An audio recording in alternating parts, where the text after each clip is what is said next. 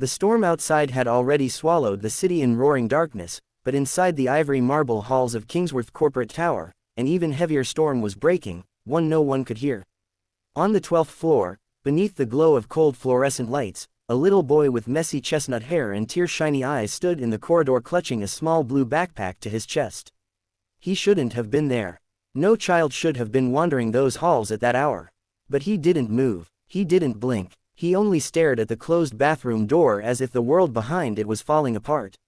And then, in a trembling whisper that cut through the silence like a blade, he said the words that would change everything. "Sir, my mommy's crying in the bathroom." At that moment, the elevator doors opened, and Alexander Reed, the youngest single-dad CEO in the city, stepped out, unaware that the next few seconds would rewrite the course of 3 lives forever.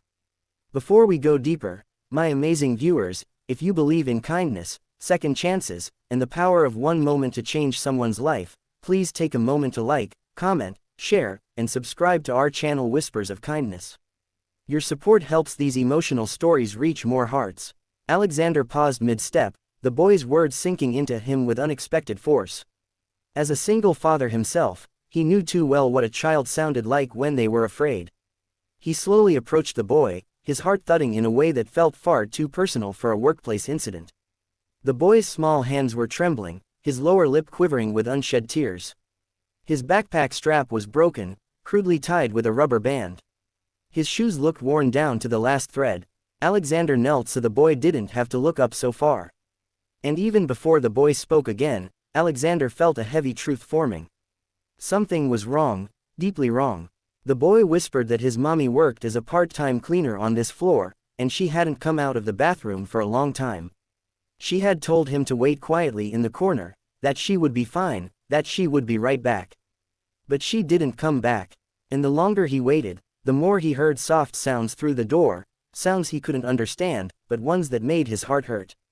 Alexander's jaw tightened. He remembered nights holding his own little daughter while she cried silently in her sleep, missing the mother who had walked away from both of them years ago. He knew what broken sounded like. And nothing, hit him harder than a child trying to protect a parent. He gently placed a reassuring hand on the boy's shoulder, telling him he wasn't alone.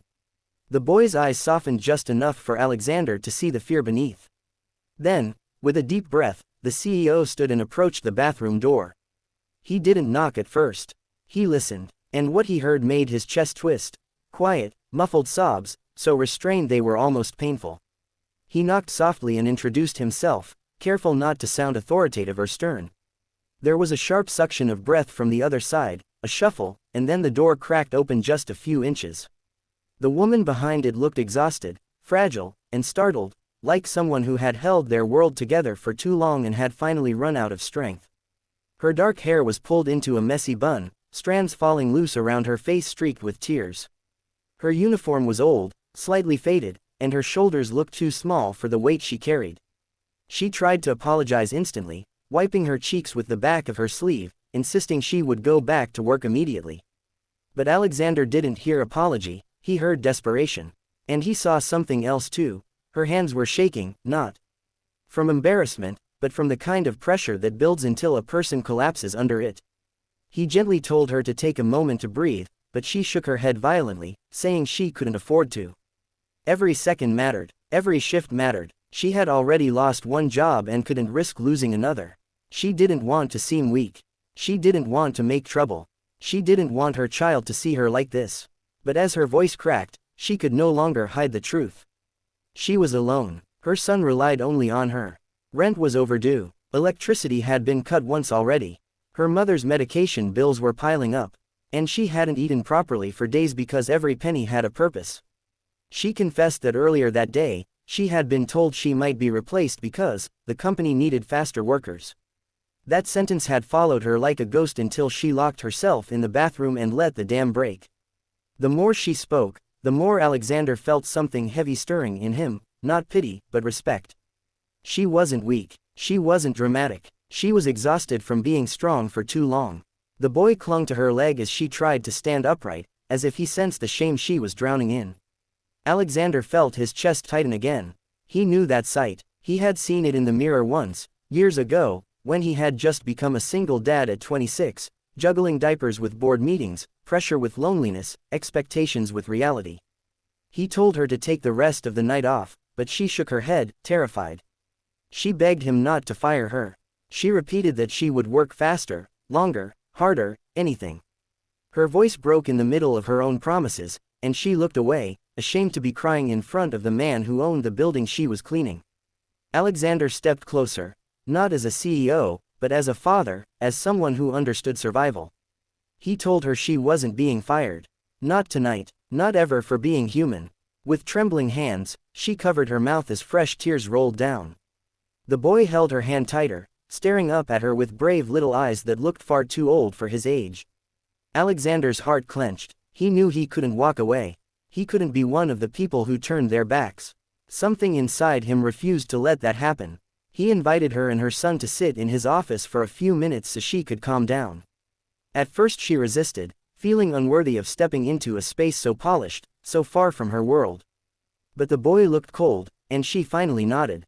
Alexander led them into the office, dimming the bright lights and offering a warm drink.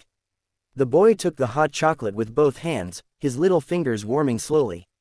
The mother held the cup carefully as if afraid it might be too much kindness for her to accept. Her shoulders slowly relaxed, her breathing steadied, but her eyes still searched the ground, as if she didn't feel she belonged anywhere near this man's world. Alexander asked her gently what her life had been like lately, and she opened up in hesitant fragments. She had been working 3 part-time jobs ever since her husband abandoned them 2 years earlier, leaving her with nothing but debt. She had sold her wedding ring to pay for rent one winter. She often chose to go hungry so her son could have more. She never complained, not because she didn't want to, but because complaining didn't change reality. It only took time away from surviving. As she spoke, Alexander felt anger, not at her, but at a world that punished the kind-hearted, overworked the single parents, and undervalued those who carried invisible battles every day. He remembered nights rocking his baby daughter to sleep while trying not to fall apart. He remembered being judged, doubted, and underestimated simply because he was alone. And now, seeing this woman fighting to keep her child safe, to keep her dignity intact, stirred something protective and fierce inside him. Her son finished his drink and sat quietly beside her, head leaning against her arm. His loyalty was evident in every glance he gave her. Alexander admired that. Children mirrored the love they received. And that meant she had given him everything she had, even when she had nothing left for herself. After letting her breathe, Alexander asked what she truly wanted, not what she needed to survive one more day, but what she dreamed of. The question startled her. She didn't know how to answer at first. Dreams were luxuries she had buried. But slowly, she confessed she had once wanted to study nursing. She had been good at it. She loved helping people, but life had pulled her away from school, then marriage, then motherhood, then survival. Alexander felt something shift inside him. She wasn't asking for charity. She wanted purpose, dignity, and a chance to stand again. He made a decision in that moment, one that no one could have predicted from a man who was known as the toughest CEO in the city. He offered her a full-time job in the company, not as a cleaner, but as an assistant in the internal health and wellness unit. Better hours, better pay, training included, stability, respect, a future, and he offered a full scholarship for her nursing courses, should she ever want to finish them. Her son would receive educational support as well. The woman froze. She tried to speak but no words came. Her throat tightened. Her eyes filled faster than she could blink them back. Her son looked up at her, confused but hopeful. When Alexander said she deserved a life where she didn't have to choose between feeding her child and feeding her own dreams, she broke down completely, not silently this time, but in the raw, shaking release of someone who had carried too much alone. She kept saying she didn't understand why he was helping her. But Alexander did, because once, someone had stepped in for him when he had been drowning under the weight of being a new single father.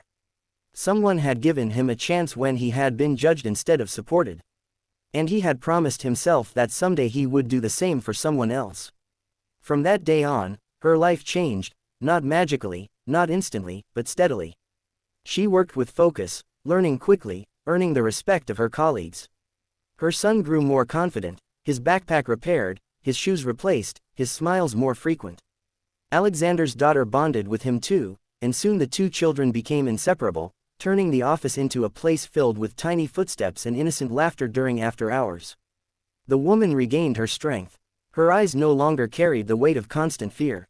Her posture straightened. She began to believe in herself, and in the possibility of a future that was more than survival. Alexander noticed every step of her journey quietly, privately proud. He admired her perseverance, her devotion to her child, and her gentle heart that never grew bitter despite everything she had endured. And slowly, over time, something tender began to grow between them. Not rushed, not forced, just two single parents who understood each other's scars, building trust on the softest edges of shared struggles. No one expected it, not even them, but kindness has a way of turning strangers into family in the most unexpected moments. If this story touched your heart even a little, please don't leave without liking, commenting, sharing, and subscribing. Your support helps these emotional stories reach the people who need them most. And before you go, please comment. Kindness creates miracles. I would love to see your beautiful words fill the comment section.